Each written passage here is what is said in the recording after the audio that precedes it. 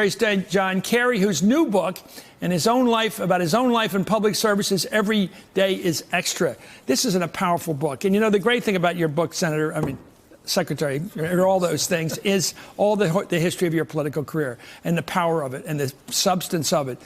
What's your reaction? I want to get to the book in a minute, but what's your reaction to this mishegas going off, this craziness is going on, where President of the United States is accused by the top reporter in the country of basically out to lunch? Well, I think, as you said earlier, and as everybody in Washington knows, this has been circulating in Washington for a year and a half. So this is not new. What Bob has done is he has confirmed in a remarkably well put together conglomeration of all of these events that we've touched on one time or another, a reality to it that does make this of enormous concern, well beyond the attention that it is getting from people in positions of responsibility in Washington. And I think that I think Bob makes the point. I mean, look, he's a careful reporter. Everybody knows this. The fact is that he does extraordinary number of interviews. They're all taped.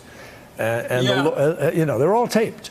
I mean, Trump should be careful what he wishes for, because those tapes tell the full story. Now, obviously, there are agreements with certain people that that's not going to happen unless there is cause to call into question the veracity of the book in a whole. I just think that, look, today is the anniversary of 9/11. We wake up today, you and I are in New York right now. Some of it unfolded in Washington. I remember watching that plume of smoke around the Pentagon, and two of the planes came from Boston. We all think about this. Today, Donald Trump woke up this morning, President of the United States, on 9/11, and his tweets were attacking the Attorney General of the United States, his Attorney General. It's so outside of the norms that it is unbalanced. It is deeply troubling. Let's get back to your book, and let's talk about it, because there's some positive aspects of American life and politics we've forgotten so recently.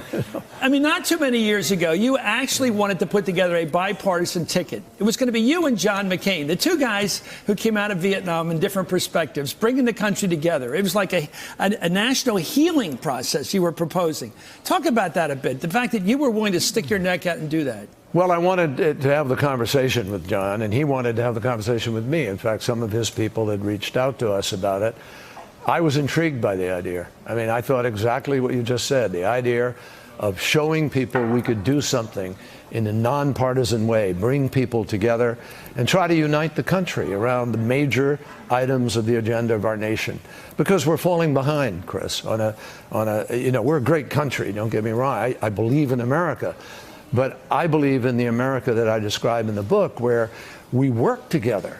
We worked across party lines. John McCain and I spent 10 years together, coming out of being a POW and a protester, and we found this common ground to try to find answers for American families about what happened to their loved ones.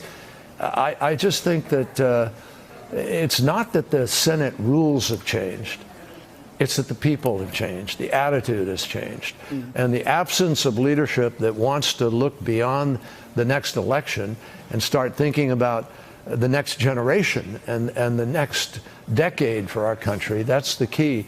It's got to begin to happen, because China, Russia, other countries are moving in lightning speed to make some of those decisions. And President Trump pulling out of the Paris Agreement, that is going to cost lives. That's not a simple political move. People are going to die because of the decision he made. And billions of dollars of property may wind up being destroyed and damaged because we're not doing enough to deal with the problem of climate. So, this is a very perilous moment for our country. Should these people quit around the president, or should they stick in there? Mike Pompeo, he's a sound person. Should he stick around? Should Mattis stick around at defense? I think there was a rationale in the last weeks leading up to this moment where you could say to yourself, it's important to be here to stop things from happening. I think now the issue has suddenly been forced in a way by virtue of the anonymous memo and Bob's book and everybody's awareness of what's happening. And I think that adults in Washington need to deal with this in a very serious way. You know what I loved about the book? Your book. Because I think your book's going to have a longer impact than Bob's book, because I think it's about America, it's about warfare. you were really in it. I mean, the nonsense of the campaign when you ran for president in 2004 about whether you had done the right thing or not was not. This has so much material about facing the enemy, up and down those rivers, and being under fire, and having seen the cruelty a lot of American service people toward the Vietnam allies we had, and how they seemed to be cold about it. And then you also point out, you talk about what's it like to watch people die in front of you, fellow soldiers, just watch the blood come out of them. Don't you think presidents ought to have that experience if they're going to be commander-in-chief? Isn't it valuable to have been there and seen what war is? Well, we've learned that it's not a prerequisite. We've had good presidents who haven't had that experience. Is it helpful? Sure. I learned an enormous amount in service. By the way, as I write in the book, it was an alternative, sort of a graduate school of a different kind, going into the military, learning leadership, having people, working together as a team like that. You learn an enormous about it. I mean, to me, I've said to young people whenever I have a chance to talk to them, go into the military, or if you don't like the military, go do something in a governmental organization or extra governmental, and make a difference in people's lives. And forever, you will value that. It's one of the reasons why I've always been in favor of some kind of service by people. Gene McCarthy, one of my heroes, once said it's easier to run for president than to stop. How about John Kerry? How about John Kerry? Have you stopped wanting to run for president? Yes, I've stopped running for president. Have I stopped running? Because I keep hearing that you might be in the race. I've heard that a lot, obviously, since I've been out on the trail, et cetera. But what I have said again and again and again, everybody needs to focus on the greatest remedy we have in our hands right now, which is the midterm elections. And we have a chance for an enormous course correction in the next 2 months, Chris. And then after that, things will take care of themselves. Just one more tough question. Better you than Trump? Better you than Mike Pence?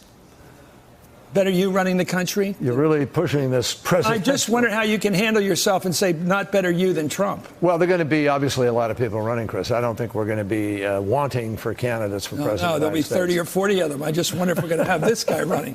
You'd certainly be qualified. Senator John, I still call him Senator John Kerry because he was elected to that. That's a great position. Secretary of State John Kerry, thank you. A great book you want to hear about the military and real life.